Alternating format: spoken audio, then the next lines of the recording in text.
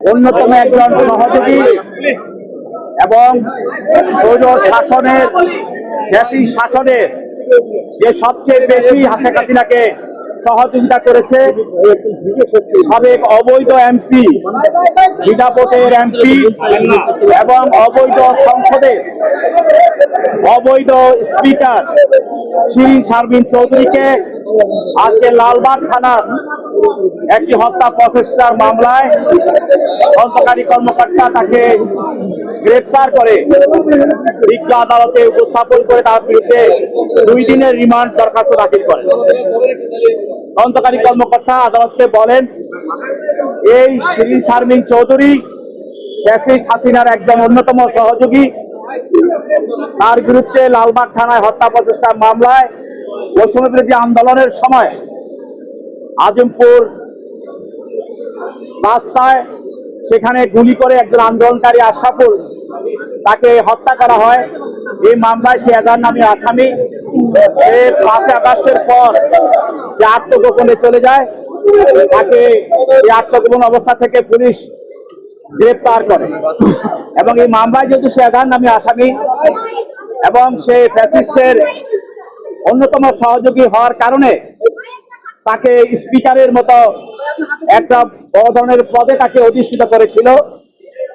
তার কাছে বৈষম্যবিরোধী ছাত্র আন্দোলনে আমাদের 1500 আমাদের ছাত্র জনতাকে হত্যা করা হয়েছে এবং 20,000 নেতা কর্মীকে চোখ, হাত, পা অঙ্গহানি করে তাদেরকে আহত করা হয়েছে। এইসব ঘটনার সঙ্গে, এসব পরিকল্পনার সঙ্গে এবং গণভবন সহ বিভিন্ন জায়গায় যে পরিকল্পনাগুলো করা হয়েছিল, এটার সঙ্গে এই শিরিন শারমিন চৌধুরী জড়িত। অতএব এই মামলায় তাকে রিমান্ডে দেওয়া হোক, তাকে আমরা তদন্ত করে তাকে আমরা জিজ্ঞাসাবাদ করব এবং বিষয়টা আমরা খতিয়ে নেব। এই কারণে তাকে রিমান্ড চাওয়া হয়। উভয় পক্ষের বক্তব্য শোনার পর বিজ্ঞ আদালত তার রিমান্ড আবেদনটা নামঞ্জুর করে এবং তাকে রিমান্ডে না দিয়ে এবং তার যে জামিন চাওয়া হয়েছিল, তার আইনজীবীরা সেখানে বক্তব্য রাখেন, তাদের জামিন দরখাস্ত তারা শুনানি করেন এবং তাদের জামিন দরখাস্ত নামঞ্জুর করেন এবং রিমান্ড দরখাস্তটাও সরকার পক্ষে যে রিমান্ড দরখাস্ত সেটাও নামঞ্জুর করা হয় এবং তাকে CW মিলে জেল হাজতে প্রেরণ করা হয়। তার বিরুদ্ধে আপনারা বলছেন যে সে জুলাই মামলার অন্যতম কারিগর, তাই তো বলছেন? সে তো একজন স্পিকার, রাষ্ট্রের সর্বোচ্চ পদে ছিল। সে তো মাটি থেকে জুলাই আন্দোলনে কোনো ভূমিকা রেখেছে কি? তেমন কোনো আপনাদের কাছে প্রমাণ আছে কি? আপনি জানেন যে বৈষম্যবিরোধী আন্দোলনের সময়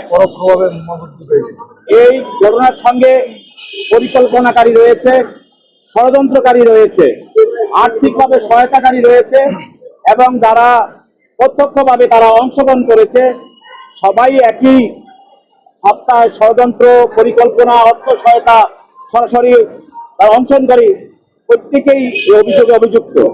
অতএব শিরিন শারমিন চৌধুরী সে পরিকল্পনা এবং ষড়যন্ত্রের সঙ্গে সম্পূর্ণভাবে সে জড়িত এবং আজকে যে মামলা, এই মামলার যে ঘটনার সঙ্গে সে জড়িত তদন্তকারী কর্মকর্তা আজকে এই মামলায় তিনি ব্যক্ত করেছেন। ধন্যবাদ, ঠিক আছে, থ্যাংক ইউ।